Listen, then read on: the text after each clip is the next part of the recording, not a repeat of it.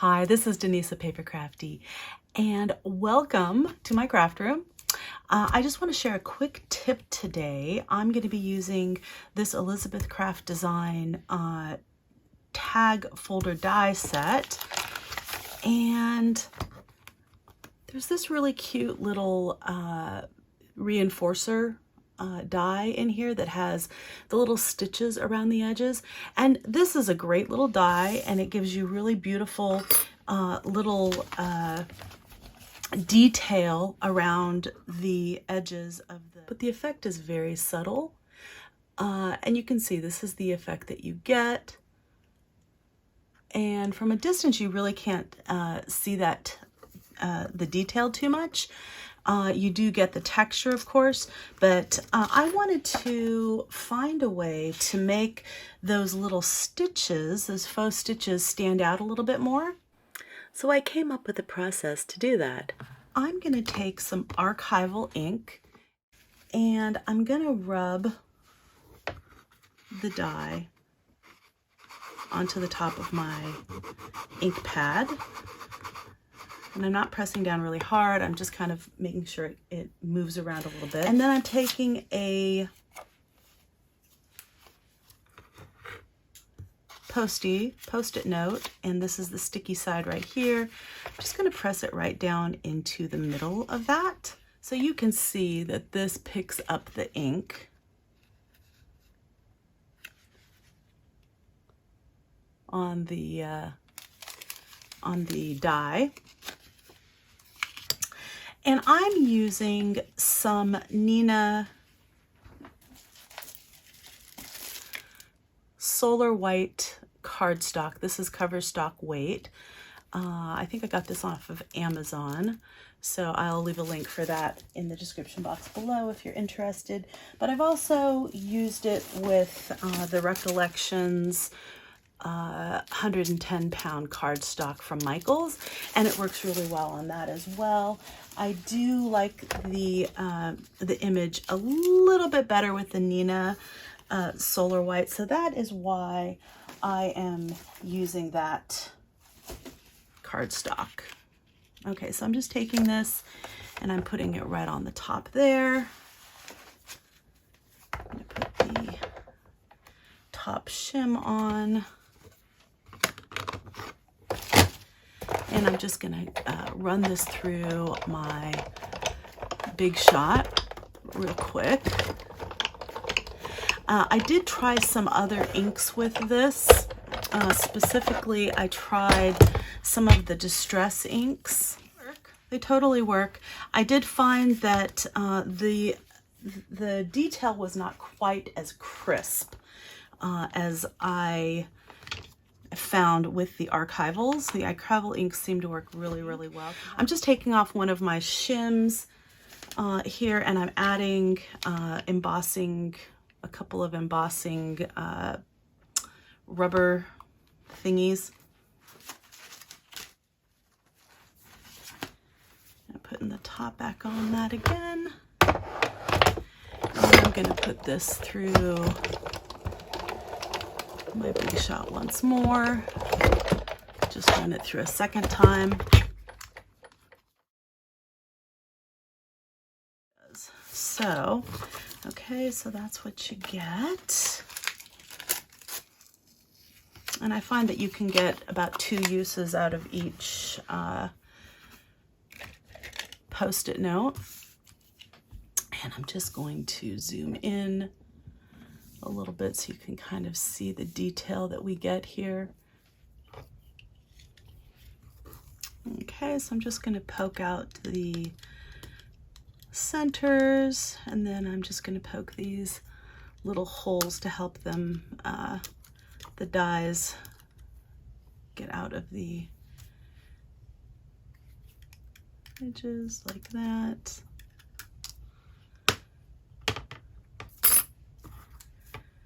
And you can see that you get these really cool kind of effects. You get a kind of an outline, you get the interior outline, and then all of these little stitches really, really stand out. And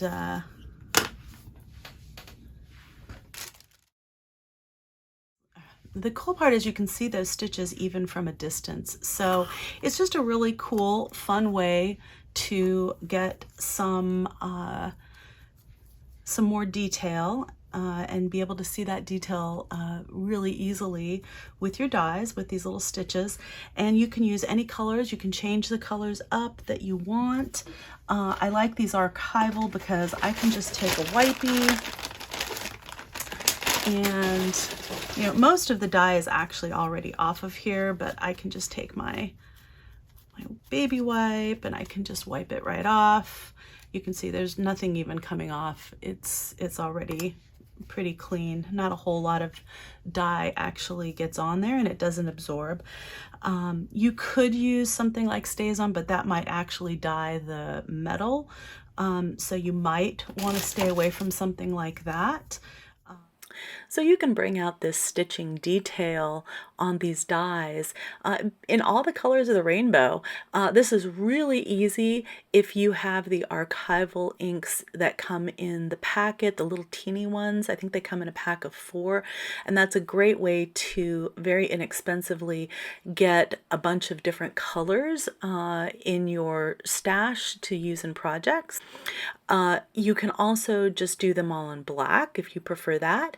And you know, you don't have to stick to white cardstock. You can do any color of the rainbow cardstock and do, you know, a colored stitching, faux stitching, or black faux stitching, or even white faux stitching if you have a nice white ink pad that you like. You can even use embossing powders with this, so you could do this with Versamark, and then add embossing powder. So that could be any color of the rainbow. It doesn't have to be an archival ink.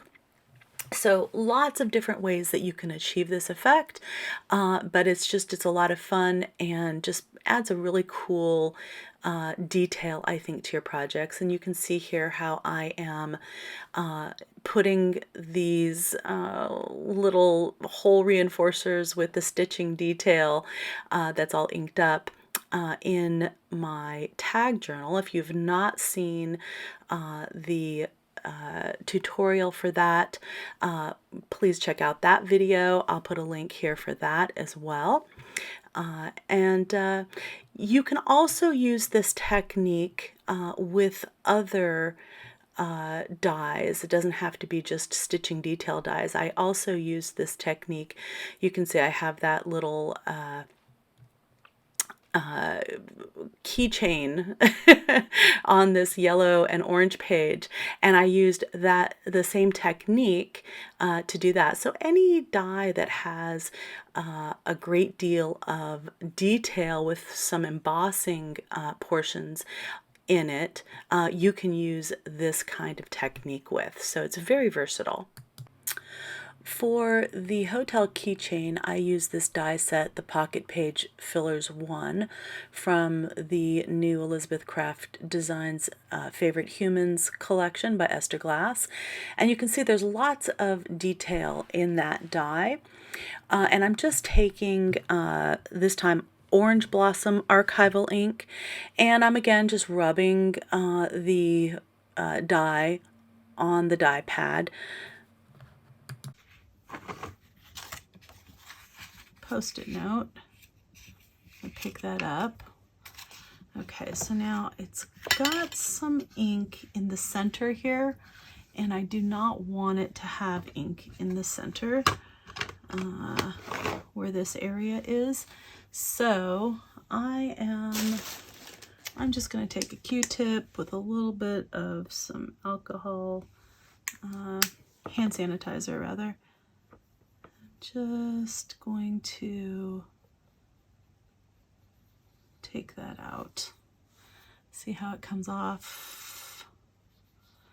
Now this probably won't be perfect or anything.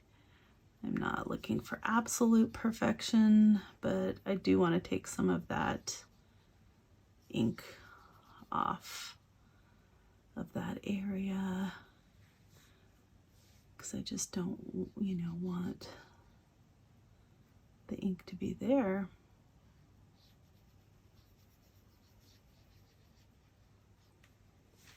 Okay, that's looking pretty good. You can get another one if you're concerned.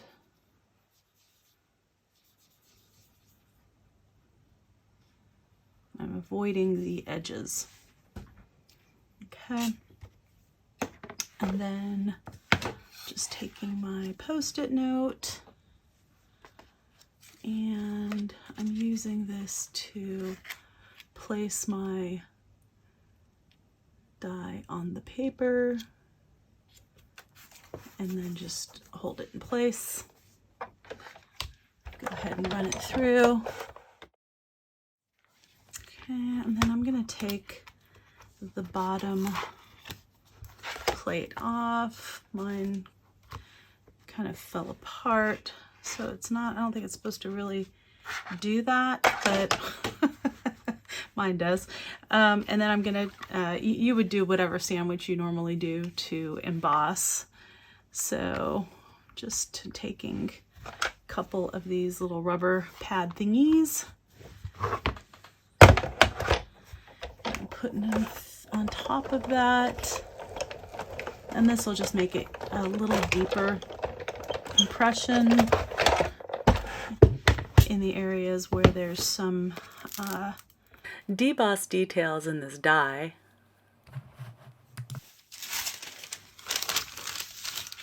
Okay, I'm just going to take this off. I can reuse that.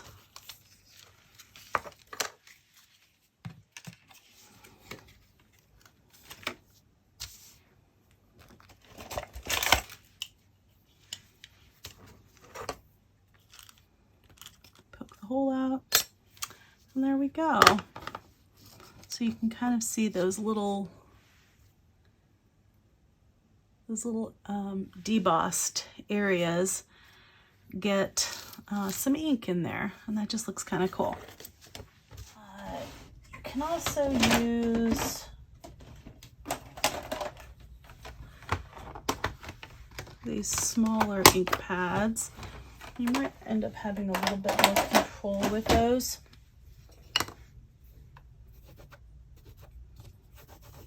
Okay, so you can see I'm like, in some ways you're able to have a little bit more control of how much ink you put on with these little ones and where it's going to go.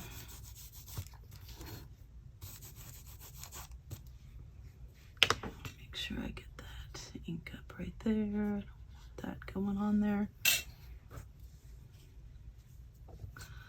But I do want this to be nice and inky.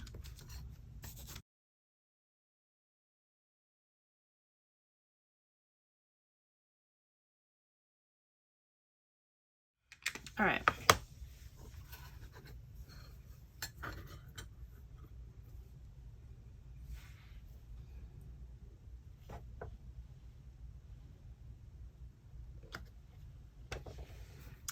Down, put it down with that so it holds it down.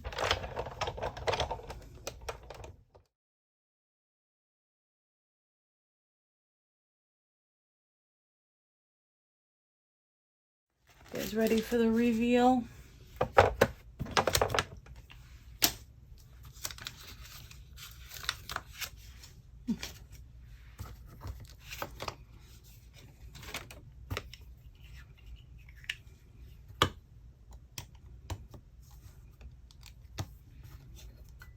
Ooh, all right, yep, that one turned out great. I think more ink is definitely better. I really love that. That looks pretty awesome. Yeah, I really love that. If I just want to add a little bit more ink around the edges. So this stamp set has a couple little pieces that actually fit inside of here. I think this one is the one that's actually made for this. And I'm just stamping this in VersaFine. You can see the one on the top right, I did an onyx black. I felt like that was a little bit too much of a contrast with the orange. It looked a little Halloween-y to me. So I used some toffee, VersaFine toffee color ink, and I really love the way that one turned out. So you can see that here. I just really love the way this one turned out. I'm turning it over and I'm just going to colorize the back by rubbing the ink pad over the back, and you kind of get some of the debossed areas. On this side, of course, it'll be embossed, not debossed.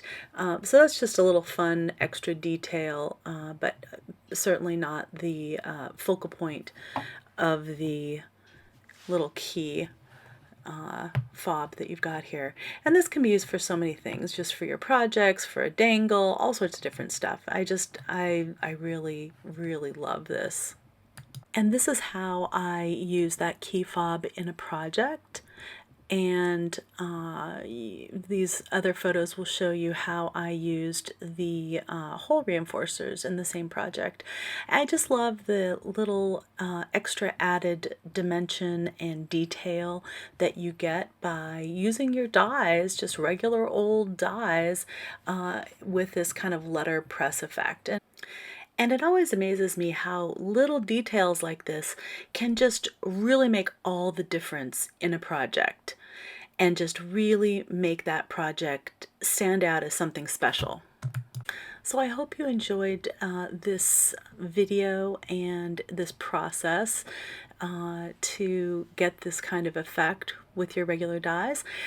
If you did, please give me a thumbs up, leave me a comment, and if you like this kind of content, I really encourage you to subscribe to my channel.